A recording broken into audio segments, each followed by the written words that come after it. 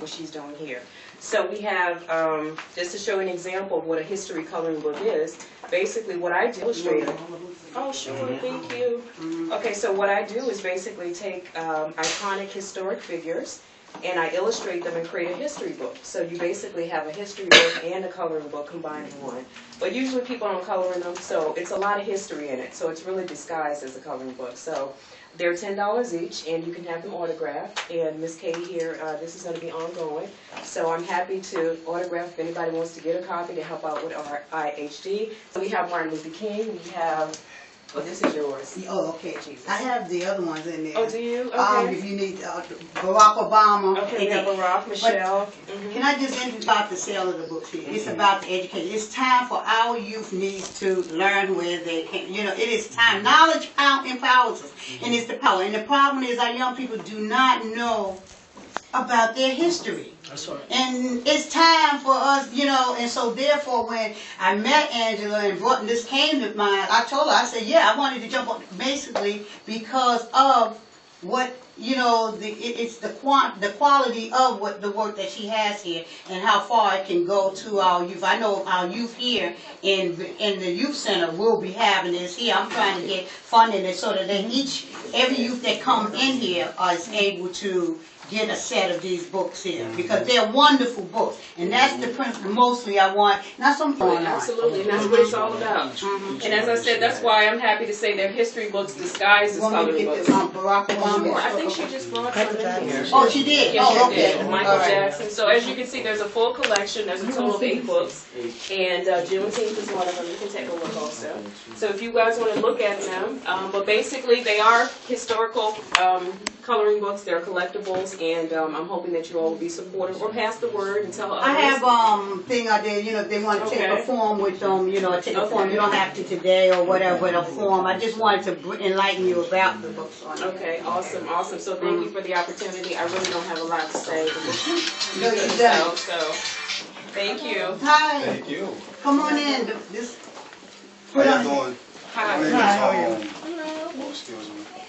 My name is James Mack. I'm consolidated with Angela Jones, and it's pretty peculiar how we met because she had already embarked on the initiation of these books when Barack Obama was running for president and campaigning. She had got on board. She had got on board with that because there was a lot of questions coming from children about the books and about the president. So that was the first book done, and then it gave birth to other books. And the way we consolidated is because I'm an author myself, and I write a lot of self-help texts and things of that nature, and motivational texts. I've also written a couple of books, but the books, like Miss Kay said, that's secondary.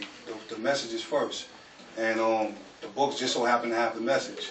You see, but we're showing up regardless as people to speak. So it's not just about the book. The book is just a part of a campaign.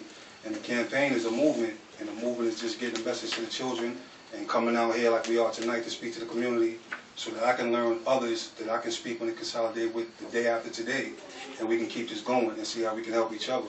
So it's not about the books, but the books are a component to the movement.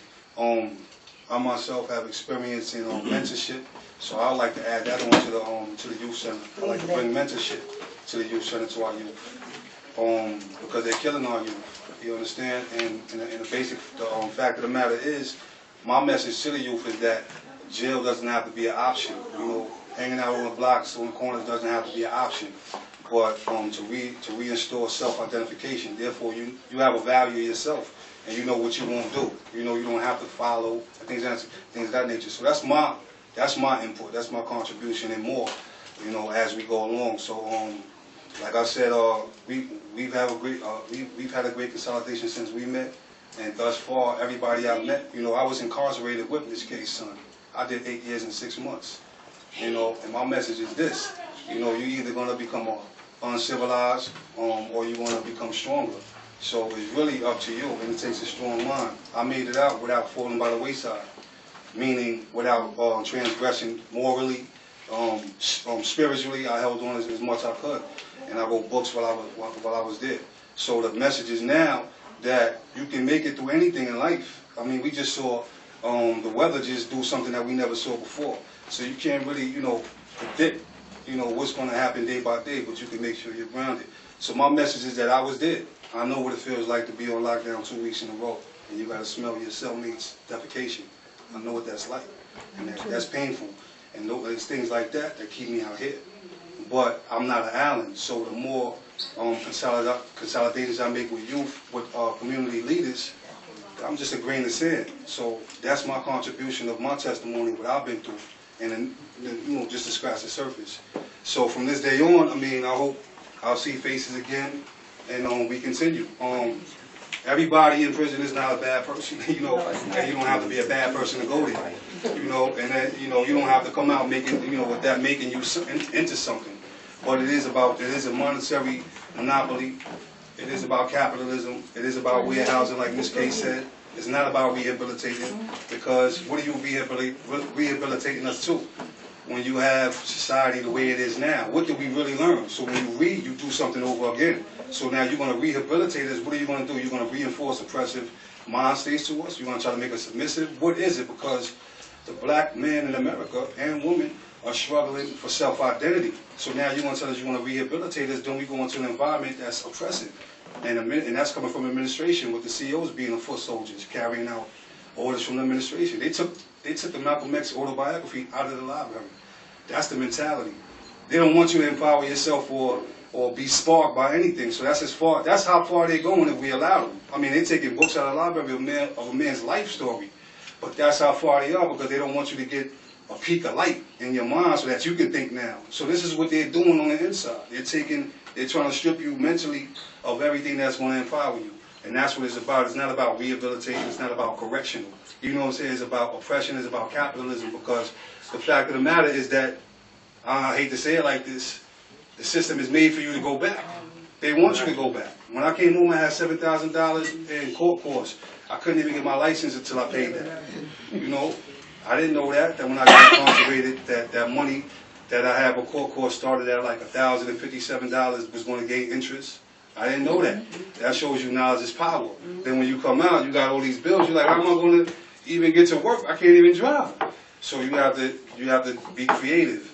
But it's not. I know it's bigger than me. You know what I'm saying? The universe sent people in my cipher, so to say. So I know I couldn't come out here and deal with all these things alone. The universe, I gravitated certain things to me, but that came from long years of. Well, see, the things you're doing there, what people don't understand, become a habit out here. You see, so if I'm praying in there, and if I'm meditating in there, and if I'm reading in there, I'm already attracting people to me. Before physically I even get out here. You know, I met a wonderful person that's helped consolidate a great deal with the books and with the movement. And so it's like, it all starts with a thought. It all starts with the seed up here, that you know you're going to be all right. And whoever your God is, or whatever your interpretation of God, have faith in that. And things are going to come around, but you just have to be right and stick to your sole purpose. So that's why I feel like it's imperative to talk to the kids, because I can relate. And, you know, I can relate, and I'm sure there's other brothers out there who can relate. And kids want you to give it to them real. You know, they don't want you to sugarcoat it no more. That's why they don't listen. You know, and it's not about a scared straight program or yelling at anybody, but it's about being firm and letting your words be. Sometimes it's not what you say, it's how you say it. You know, so with that, I'm not going to keep everybody all night, but I just want to say that. And my name is Shalif. I have a book out. It's called The Destructive Image. I'm not here to sell you that book, but hopefully, you know, what's the name of that book? The Destructive Image? My son would like to read that book. The name of the book is, and I had flyers. What's the name of it? It's A Destructive Image. A Destructive Image. Because we have a few people, that's going to talk about some things that's why they're. So what you're saying is of interest. We have some other people. We met before at the Virginia People's Assembly. Yeah. Oh yeah. That's oh, right. Yes. Right. We Okay. exchanged contact numbers and everything. Exactly. So I thought I recognized you. Yeah. Yeah. So now I get your time. Okay. Yeah. All right. Thanks a lot. Thanks for listening.